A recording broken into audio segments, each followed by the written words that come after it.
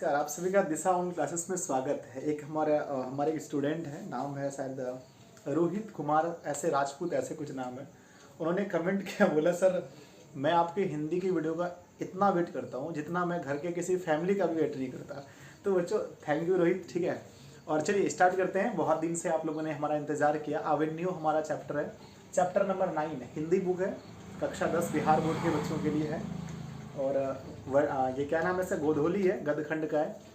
और ये आविन्यू चैप्टर है। अगर आप बिहार बोर्ड का एग्जाम किसी भी साल देंगे तो ये चैप्टर पढ़ लीजिए, आपका 3 से 4 नंबर आ जाएगा। सर समझेंगे तब तो, समझाने की गारंटी 100% मेरी है। आप बस शिद्दत से 15-20 मिनट मोबाइल लेके बैठ जाइए, इस चैप्टर को पूरा हम कंप्लीट करके आपको देंगे। इस चैप्टर से पहले मैंने आपको 8 चैप्टर तक कराया है, पूरा वर्णिका मैंने कराया। यदि आपने नहीं देखा तो लिंक डिस्क्रिप्शन में है। और इसका मैंने 8 चैप्टर तक, यानी कि इससे पहले मैंने पंडित बिरजू महाराज तक आपको पढ़ा दिया, जिसका लिंक नीचे डिस्क्रिप्शन में या आई बटन पे, वहाँ से जाके देख लीजिएगा। अब इस चैप्टर में हम आपको क्या क्या पढ़ाने वाले, देखिए पहले हम आपको लेखक परिचय बताएंगे, क्योंकि मोर देन 70% क्वेश्चन लेखक परिचय से ही आते हैं। तो पहले मैं आपको पूरा लेखक परिचय बताऊँगा, उसके बाद मैं आपको पूरा स्टोरी समझाऊँगा कि ये क्या चीज़ है, कैसे कैसे चीज़ हुआ है, सब कुछ समझाऊंगा। उसके बाद मैं आपको एक आपको लिंक दूंगा जहाँ से आप ऑब्जेक्टिव क्वेश्चन कर लोगे इस चैप्टर का, और एक मैं लिंक दूंगा जहाँ से सब्जेक्टिव कर लोगे। तो आओ पहले सबसे पहले पढ़ते हैं लेखक परिचय, है ना। तो लेखक परिचय में सबसे पहले अविन्यू के जो लेखक हैं वो अशोक वाजपेयी जी हैं। कौन है? अशोक वाजपेयी, है ना। ऐसे आपको देखो ये चीज़ याद करना नहीं है, क्योंकि मैंने एक वीडियो ट्रिक वाला बनाया है, वो भी नीचे लिंक दिया गया है, वहाँ से जाके आप पूरा इसका ट्रिक देख सकते हैं, कोई दिक्कत नहीं, आप आराम से याद कर लोगे, ठीक है। तो अशोक वाजपेयी का जन्म जो है ना वो 16 जनवरी 1941 को हुआ था। अशोक वाजपेयी का जन्म 19 ना। अब बोलो सर इसको याद कैसे करें, इसका भी लिंक नीचे जाइए, इसका भी हमने ट्रिक वाला वीडियो बना दिया है। अब दूसरा स्थान है हमारा दुर्ग, छत्तीसगढ़ में इसका जन्म हुआ था, लेकिन ये मूल निवासी थे मध्य प्रदेश के।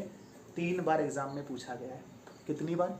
3 बार। क्या पूछा गया है कि निम्नलिखित में से कौन से लेखक का मूल निवास मध्य प्रदेश में था।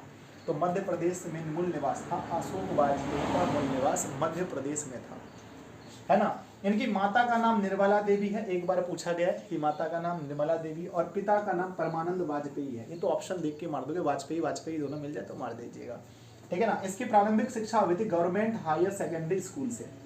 गवर्नमेंट हायर सेकेंडरी स्कूल से इसकी क्या हुई थी? प्रारंभिक शिक्षा पूरी हुई थी। दूसरा आता है सागर विश्वविद्यालय से इन्होंने बीए किया। सागर विश्वविद्यालय से इन्होंने बीए किया था, और दिल्ली से अंग्रेजी में इन्होंने एमए किया था। एग्जाम में पूछा जाता है, देखो ये इसके आने के चांसेस बहुत कम होते हैं, 30% लगभग। फिर भी हम बताते हैं आपको कि दिल्ली से इन्होंने अंग्रेजी में बीए किया था, है ना, एमए किया था, सॉरी।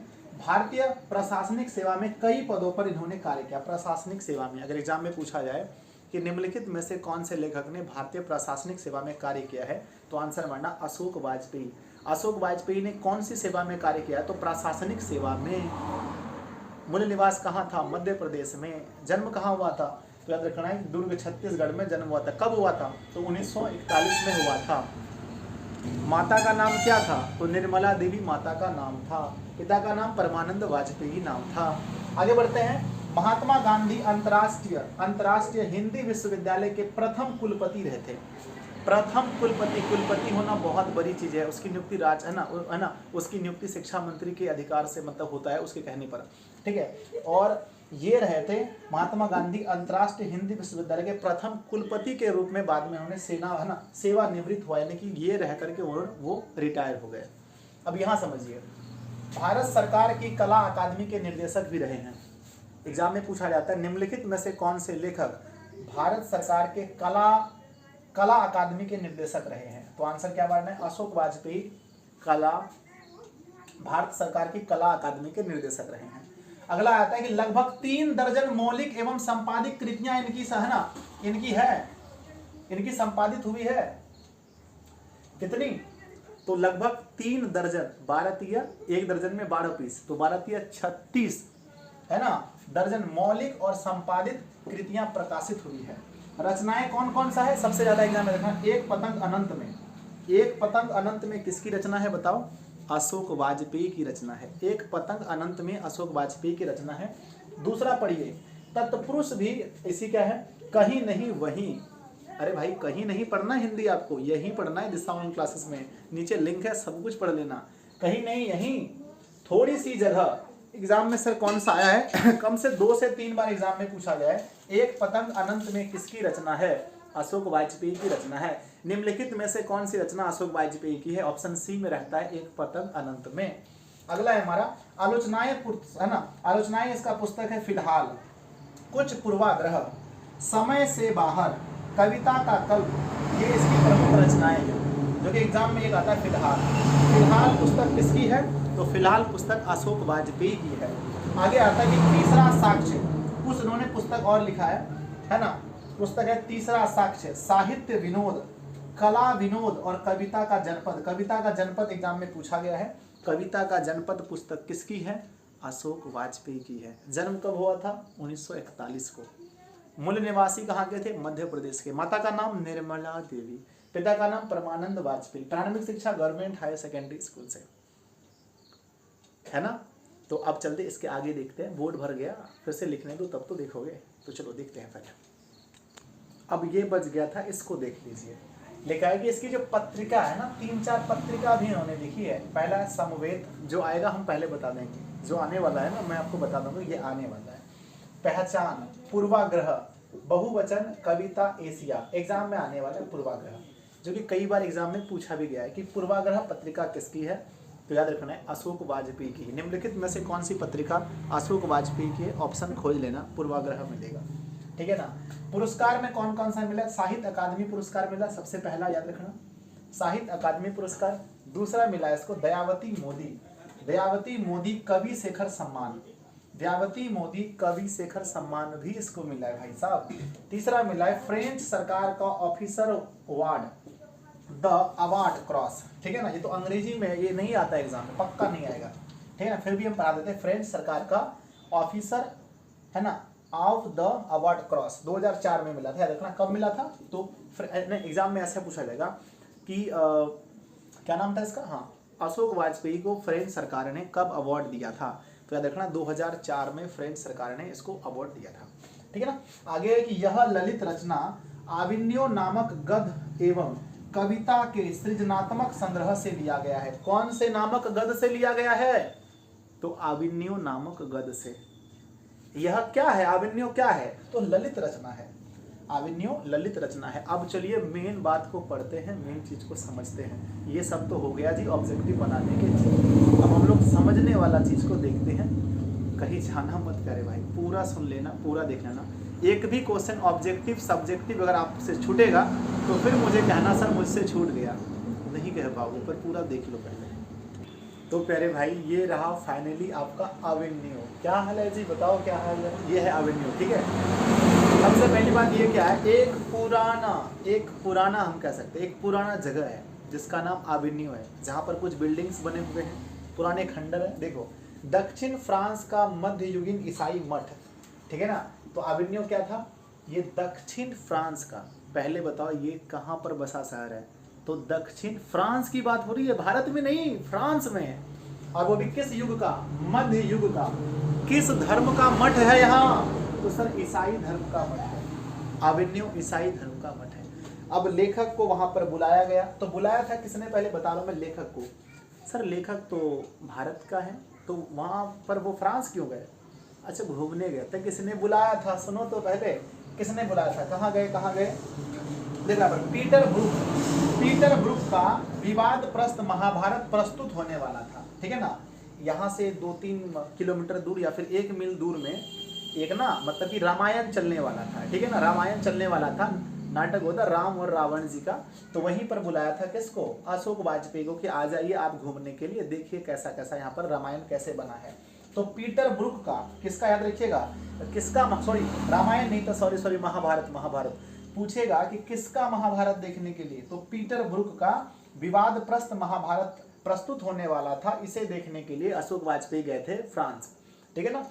तो सबसे पहली बात ये पूछा जाएगा किसका महाभारत? तो याद रखना पीटर ब्रुक का महाभारत।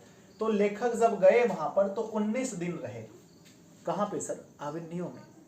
आविन्यो जब शहर गए ना तो लेखक वहां पर 19 दिन रहे।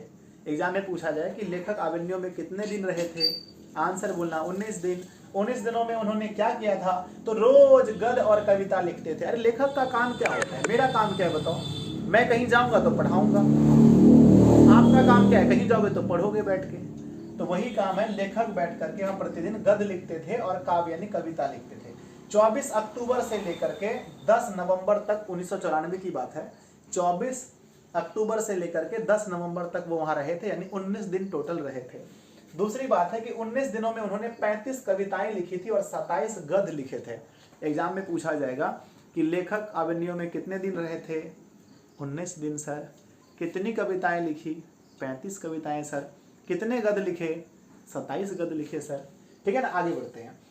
साथ में क्या लेकर गए थे? गए तो थे लेखक वहां, लेकिन साथ में क्या लेकर गए थे सर? साथ में ले गए थे कुछ टाइप राइटर, टाइप करने वाले, लिखने वाले टाइप राइटर ले गए थे। 3-4 पुस्तकें, 3-4 पुस्तक साथ में ले गए थे और कुछ संगीत के टेप, सुनने वाले संगीत के टेप ले गए थे। ठीक है ना, यह ललित रचना दिखाता है कि रचनाएं कैसे रूप आकर ग्रहण करती है। यह ललित रचना क्या दिखाती है? ये दिखाती है कि रचना जो होती है ना कैसे रूप धारण करती है। मान के चलो अभी मैं कुछ लिखना स्टार्ट करता हूँ। एक बच्चा था जो पढ़ने में बहुत अच्छा था, मैंने उसे पढ़ाया। तो मतलब दिमाग में कहाँ कहाँ से बातें आती रहती है और फिर हम उसको लिखते हैं। तो यह ललित रचना दिखाता है कि रचनाएं कैसे कैसे है ना, कैसे रूप आकर ग्रहण कर लेती है। ठीक है ना। सबसे पहली बात ये पूछा जाएगा कि अवेन्यू कहाँ पर है? आंसर बोलना दक्षिण फ्रांस में। ठीक है ना, आगे बढ़िए। 10 वर्ष पहले अवेन्यू गया था। एग्जाम में पूछा जाए कि लेखक अवेन्यू कब गए थे, तो आंसर मारना 10 वर्ष पहले गए थे। नेक्स्ट है हमारा, ये जो दक्षिण फ्रांस में किस नदी के किनारे है? सबसे ज्यादा एग्जाम में आप लोगों ने देखा होगा यही पूछा जाता है कि अवेन्यू किस नदी के किनारे है, तो आंसर है रोन नदी के किनारे। कहां पर? दक्षिण फ्रांस में। अवेन्यू में किस धर्म का मठ है? सर ईसाई धर्म का मठ है। अवेन्यू में एक और जगह ध्यान दो। अब फ्रांस और यूरोप का एक अत्यंत लोकप्रिय रंगमंच समारोह होता है। एग्जाम में पूछा जाएगा कि फ्रांस और यूरोप का एक अत्यंत लोकप्रिय समारोह कहां होता है? अवेन्यू में। अवेन्यू में किसका रंगमंच समारोह होता है? फ्रांस और यूरोप का। ठीक है ना। रोन नदी के दूसरी ओर, एक ओर है अवेन्यू, रोन नदी के एक ओर, ये हमारे नजी, तो एक ओर हुआ, दूसरी ओर हुआ एक, अरे हाथ टेढ़ा लग रहा है। एक ओर क्या है? एक ओर हमारा है अवेन्यू और दूसरी है ना, दूसरी ओर है एक और जगह, उसका नाम है विलनव। बोलो विलनव, विलनव एक दूसरा जगह है, नाम है इसका विल, कैसे पढ़ेगा इसको? विलनव होता है, विलनव। विलनव एक जगह है ना, जो कि अवेन्यू का नया गांव बोलो या बस्ती। एग्जाम में पूछा जाएगा अवेन्यू का नया गांव या बस्ती कौन सा है? आंसर बोलना सर विलनव है, विलनव है, विलनव है। ठीक है ना। ईसाई मठ, ईसाई मठ जो वहां पर है, कहां पर कहां पर कहां पर? अवेन्यू में, उसका नाम है ला सत्रूज। तो पूछा जाएगा ईसाई मठ का नाम क्या है? तो ला सत्रूज। ईसाई मठ कहां पर है? अवेन्यू में। अवेन्यू कहां है? दक्षिण फ्रांस में। कौन नदी किनारे? कौन नदी किनारे? यस सर, रोन नदी के किनारे। लेखक कितने दिन रहे वहां? 19 दिन। कितनी कविताएं लिखी? 35। कितने गद्य लिखे? 27। कब गए थे? 24 अक्टूबर 1994 को। कब आए? 10 नवंबर 1994 दोपहर को। सब याद है। चलिए, अवेन्यू फ्रांस का एक कला केंद्र है। एग्जाम में पूछा जाएगा कि फ्रांस का एक कला केंद्र कौन था या कौन है, तो आंसर मारना है आपको अवेन्यू, अवेन्यू है ना। पिकासो की एक कृति है, उसमें इस शहर का नाम है। पूछा जाएगा पिकासो की कृति का नाम क्या है? पिकासो की कृति का नाम क्या है? आंसर मारिएगा ला मादा मोल, है ना, मोजेल। ला कौन नाम है जी? ला मादा मोजेल द अवेन्यू, ला मादा मोलेज द अवेन्यू, ला मादा मोलेज द अवेन्यू। याद हुआ? Yes yes. चलिए, तो ये वाला पार्ट आप लोगों ने देख लिया अच्छे से। सब कुछ कितने दिन रहे, 19 दिन, कितने का सब पढ़ लिया आप लोगों ने। अब चलिए इसका दूसरा पार्ट देखते हैं। इसमें थोड़ा सा और चीज़ है, बढ़िया एक पार्ट है। चलिए अब उसको देखते हैं। देखिए इसको बढ़िया से याद कर लीजिए। सब कुछ साथ में क्या ले गए थे? टाइपराइटर, 3-4 पुस्तक और संगीत के कुछ कैसेट, संगीत के कुछ कैसेट। कितने साल पहले गए थे लेखक? 10 साल पहले गए थे। अब से 10 साल नहीं, जब लिखे थे तब से 10 साल पहले, अभी से नहीं जी। ठीक है ना। फ्रांस और यूरोप का एक अत्यंत लोकप्रिय समारोह कहाँ होता है? अवेन्यू में। अवेन्यू कौन नदी किनारे? रोन नदी किनारे। एक और शहर दूसरा विलनव, शहर नहीं गांव या बस्ती। अब देखते हैं दूसरा पार्ट। लेखक रोन नदी के किनारे जाए और रोन नदी के किनारे नहीं बैठे, क्या ऐसा हो सकता है? नहीं हो सकता। तो ये रोन नदी बह रही है, कौन सी नदी बह रही है बोलो? रोन नदी बह रही है और लेखक यहाँ बैठे हैं। लेखक यहाँ नदी के किनारे बैठे हैं, रोन नदी के किनारे, ठीक है ना। कहते हैं कि लेखक रोन नदी के तट पर बैठे थे। एग्जाम में पूछा जाएगा कि अशोक वाजपेयी जो लेखक थे वो किस नदी के किनारे बैठे थे? आंसर कहिएगा, रोन नदी के किनारे बैठे थे। दूसरा है, लेखक को लगता है कि जल अस्थिर है और तट ही बह रहा है। अगर आप पता है पूरे खाली चित्त से, एकदम सही बताना, झूठ मत बोलना जी, एकदम खाली चित्त से, खाली मन से अगर कहीं बैठे रहोगे ना, तो बैठे बैठे लगता है आप किसी दूसरे दुनिया में खो गए। क्या आपके साथ कभी ऐसा हुआ है? ज़रूर हुआ होगा कि जब आप कहीं बैठे हैं ना, लगता है किसी आप दूसरे दुनिया में खो गए, ठीक है। तो लेखक को लगता है कि जल स्थिर है और तट बह रहा है। जब लेखक ऐसे मतलब बहुत देर से बैठे रहते हैं ना, तो ऐसा लगता है कि जैसे कि पानी स्थिर है और वही बह रहा है। कभी कभी आप लोग ट्रेन में गए होंगे, जब हम लोग ट्रेन में बैठे रहते हैं तो जब बगल वाली गाड़ी जब है ना अपनी गाड़ी खुलती है तो लगता है बगल वाली की गाड़ी खुल गई, और कभी कभी जब बगल वाली गाड़ी खुलती है तो लगता है कि हमारी गाड़ी खुल गई। फिर देखते हैं स्टेशन में, अरे भाई ये तो हमारी गाड़ी तो रुकी है।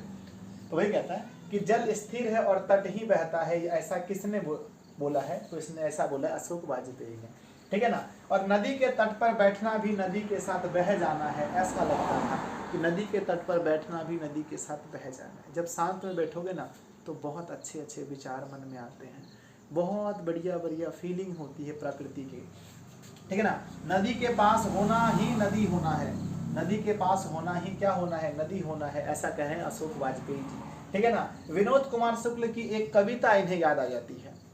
नदी किनारे बैठे, एग्जाम में पूछा जाएगा कि अशोक वाजपेयी को नदी किनारे बैठकर किसकी कविता याद आती है? तो आंसर लिखना विनोद कुमार शुक्ल की। कौन सी कविता है ना? नदी चेहरे लोगों के। कौन सी कविता? नदी चेहरे लोगों के। ये कविता याद आ जाती है अशोक वाजपेयी को, विनोद कुमार शुक्ल की। एग्जाम में पूछा जाएगा नदी चेहरे लोगों के किसकी कविता है? अशोक वाजपेयी मत मार देना, मारना है विनोद कुमार शुक्ल। मछली वाला में हम लोग पढ़ेंगे, अगला चैप्टर शायद मछली ही है, उसमें पढ़ेंगे, ठीक है। तो विनोद कुमार शुक्ल की आती है नदी चेहरे लोगों के। और नदी किसी को अनदेखा नहीं करती। एग्जाम में पूछा जाएगा कौन किसी को अनदेखा नहीं करती?